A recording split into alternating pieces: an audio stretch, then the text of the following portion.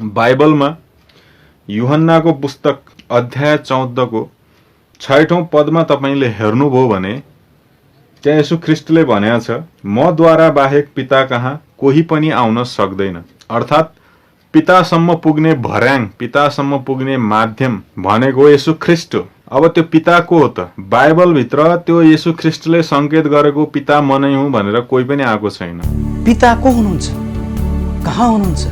स्वर्गमा हुनुहुन्छ कि पृथ्वीमा हुनुहुन्छ? त्यो कुरालाई बुझ्नु धेरै महत्त्वपूर्ण कुरा छ। अभिषेकज्यूलाई धेरै धेरै धन्यवाद यस्ता यस्ता टपिक लिएर आउनुभएकोमा।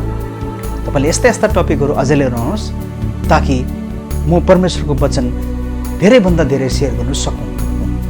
जय मसीह तथा नमस्ते। म बर्नार्ड लामा फेरि पनि यहाँलाई मण्डली टिममा स्वागत छ। यदि तपाईँले सब्सक्राइब गर्नुभएको छैन भने अहिले सब्सक्राइब गरिहाल्नुहोला र बेल आइकन बटनलाई दबाउनु नभुल्नुहोला, किनभने जब जब म भिडियो अपलोड गर्छु तब तपाईँले नोटिफिकेसन पाउनुहुनेछ।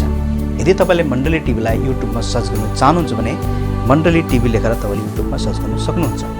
यदि तपाईँले आफ्नो भिडियो मण्डली टिभीमा सेयर गर्न चाहनुहुन्छ भने bernardmax2@gmail.com मा तपाईँले सेयर गर्न सक्नुहुन्छ। हस्त सुरु गरौँ। बाइबलमा यूहन्नाको पुस्तक अध्याय 14 को 6औं पदमा तपाईले हेर्नुभयो भने त्यहाँ येशू ख्रीष्टले भनेको छ, मद्वारा बाहेक पिता कहाँ कोही पनि आउन सक्दैन। अर्थात् पितासम्म पुग्ने भर्याङ, पितासम्म पुग्ने माध्यम भनेको येशू ख्रीष्ट हो। अब त्यो पिता को हो त? बाइबलभित्र त्यो येशू ख्रीष्टले संकेत गरेको पिता म नै हुँ भनेर कोही पनि आएको छैन। बाइबलमा येशू ख्रीष्टले जसलाई पिता भनेर भनेको छ त्यो पिता को हो त भनेर हामीले खोज्न थाल्यौं भने भगवत गीता अध्ययन गर्नुपर्छ। भगवत गीता अध्याय 9 श्लोक संख्या 17 मा श्री कृष्ण भगवानले भन्नुभएको छ, पिताहमस्य जगतो माता धाता पितामह। जगतको माता पिता, धाता माने धारणकर्ता, पितामह यानी हजुरबुवा पनि म नै हुँ। अर्थात् यो जगत कसले उत्पन्न गर्यो, यो जगत कसले पालन पोषण गरेको छ भनेर तपाईले यसको मूल कारण, बीज कारण खोज्दै जानुभयो भने मलाई नै पाउनुहुन्छ भनेर उहाँले भन्नुभएको छ। र यो भगवत गीताको यो श्लोक बाइबलभित्र येशूले बोलेको त्यो वचनलाई यदि हामीले एक ठाउँमा ल्याएर तुलना गर्यौं भने येशू ख्रीष्टको पिता भगवान श्री कृष्ण हुनुहुन्छ भनेर प्रमाणित हुन्छ। ठिक भन्नुभयो तपाईले। श्री कृष्णजीले भगवत गीतामा जगतको माता पिता र हजुरबा मै नै हुँ भनेर भन्नुभएको छ। जगतको कुरा बुझ्नुहोस् है, जगतको अर्थात् संसारको, स्वर्गको होइन। त्यति मात्र कहाँ हो र? श्री कृष्णजीले भन्नुभएको छ, म मानिस हुँ, म परमेश्वरको भक्त त हुँ, तर म परमेश्वर होइन। यो मैले भनेको होइन, यो भगवत गीतामा लेखेको कुरा हो। यसको बारेमा आचार्य आर्य नरेशले के भन्नुहुन्छ त? हेर्नुहोस् video. Brahma says Krishna is God, Lord Shiva says Krishna is God, Indra says Krishna is God, Varuna says Krishna is God, Agni says Krishna is God, and Krishna says, yes, I am God. Krishna स्वयं घोषणा करते हैं कि मैं ईश्वर का भक्त तो हूं, योगाभ्यासी तो हूं, ईश्वर की वेद वाणी को तो मानने वाला हूं, परंतु मैं स्वयं ईश्वर नहीं हूं। यदि आपको जीवन सार्थक करना है तो परमात्मा के सच्चे स्वरूप को जान लो। यह गीता का उपदेश है। सूक्ष्मत्वात् अविज्ञेयम्। कैसा है वो भगवान? कृष्ण के शब्दों में कह रहा हूं, सूक्ष्म है, अविज्ञेयम्, आंख का विषय नहीं है, देखा नहीं जा सकता, वो निराकार है, सर्वव्यापक है, जैसा वेद में कहा है, स पर्यागात् शुक्रमकयम् न तस्य प्रतिमास्ति। कृष्ण उस ईश्वर को मानते, उसी का उपदेश कर रहे हैं, ध्यान रखिएगा। और फिर कहते हैं, ईश्वर सर्वभूतानां हृदयेषु तिष्ठति अर्जुन। अर्जुन, वो ईश्वर तुमसे दूर नहीं है, क्यों भटक रहे हो? वो तेरे और मेरे दिल में विराजमान है। ये उपदेश है गीता का। और जो उन्हें मानते भगवान, वो भी जरा कान खोलकर सुन लें। दैवम तु न मया शक्यम कर्म कर्तुम कथंचन। मैं भी इंसान हूं।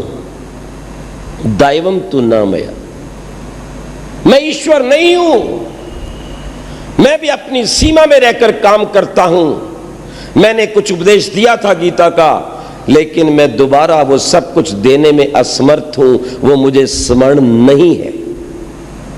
कृष्ण स्वयं घोषणा करते हैं कि मैं ईश्वर का भक्त तो हूं, योगाभ्यासी तो हूं, ईश्वर की वेद वाणी को तो मानने वाला हूं, परंतु मैं स्वयं ईश्वर नहीं हूं। आजकल के पाखंडी व्यक्ति 4-4, 5-5, 8-8 क्लास पढ़ लेते हैं, व्याख्यान देना आ जाता है, 2-4 कविताएं सीख लेते हैं, कोई मुकुट बांध लेता है, कोई मालाएं डाल लेता है, 5-10 चेलियां रख लेता है, नाचने लग जाता है और कहता है मैं ही कृष्ण का अवतार हूं। आचार्य आर्य नरेशजीको कुरा सुनेर तपाईँ धेरै सोचमा पर्नुभयो होला। अब यो भिडियो हेर्नुहोस्, अझै तपाईँ सोचमा पर्नुहुन्छ। अलग अलग पुराण, जो सभी पुराण 18 पुराण वेदव्यास जी के द्वारा लिखे गए, इसमें अलग अलग उपासनाओं का वर्णन क्यों?